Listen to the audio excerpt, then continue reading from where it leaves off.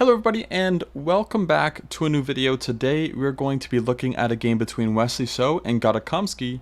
This was played in the 2016 US Championships and is one of my favorite games. Partly because it's a Ruy Lopez and I love playing the Ruy Lopez, but there's other reasons too, and we'll get to that. So e4, e5 was played, knight f3, knight c6, and bishop to b5, which is the Ruy Lopez.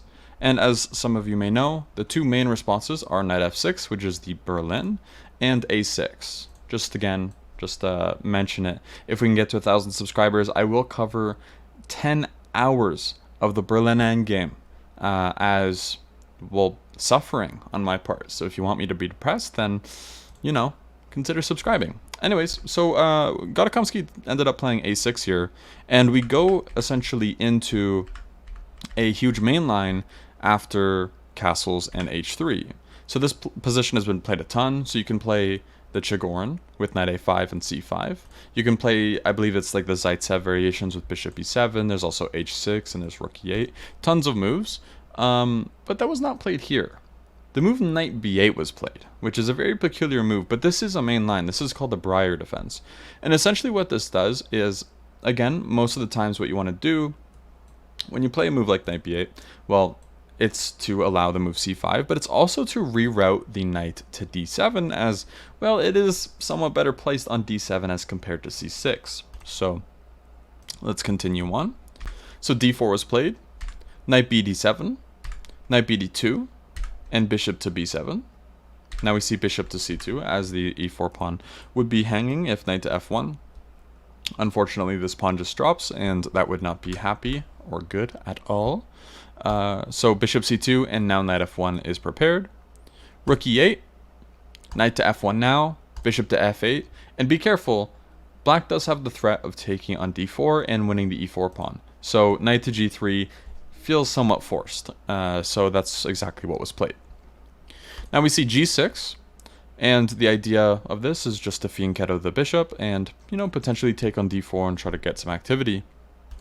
Bishop to g5 was played, and h6, bishop d2. And what happened here, even though bishop g5 feels like it's a waste of time, because essentially what just happened is white just played bishop d2 and gave h6 for free, and now it's black's move, whereas if they just played the move bishop to d2 in this position, and then they played, for example, like bishop g7, is h6 useful or not?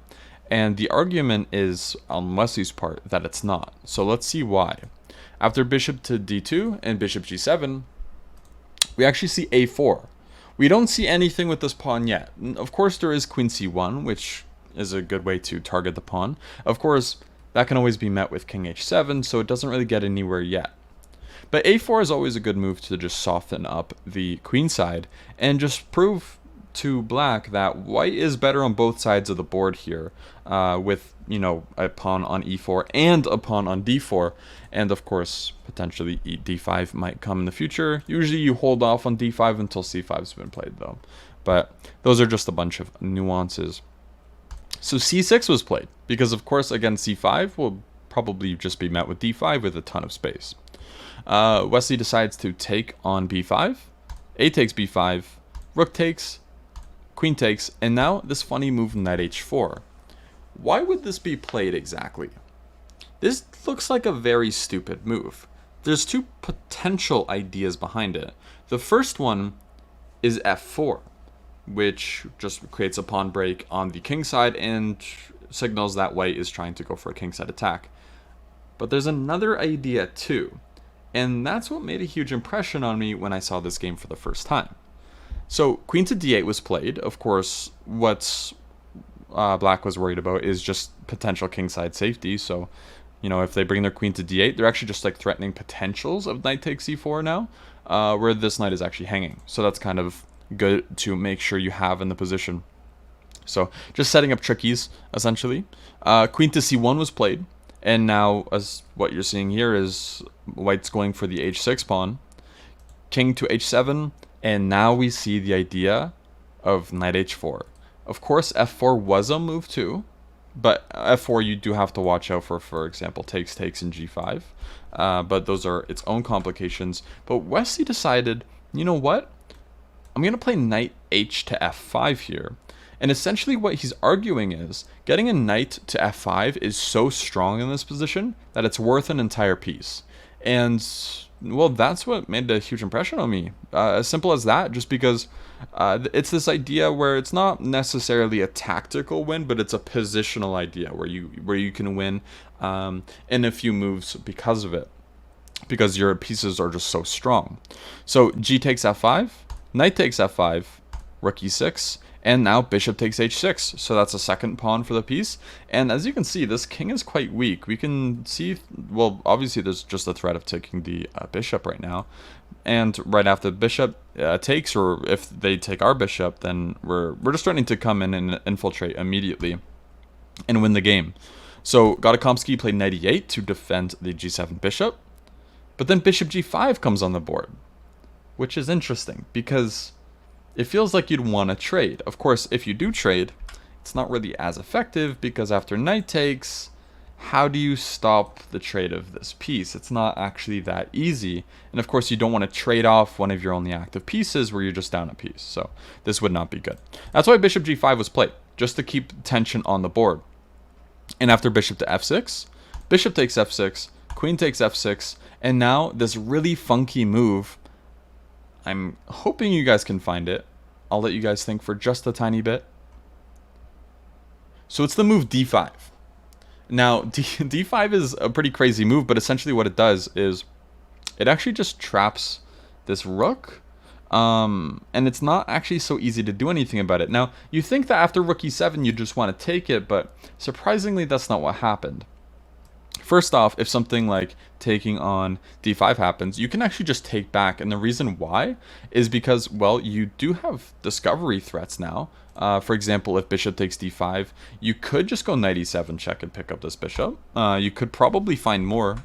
For example, after bishop takes d5, if I were to just turn on the engine, it likes knight e3, it likes knight e7 check. Both are just winning. Apparently, queen d1 is winning too, which... you know, if you have a piece down in a position like this and it says a move like queen d1 is winning, yeah, you don't really need to continue, do you?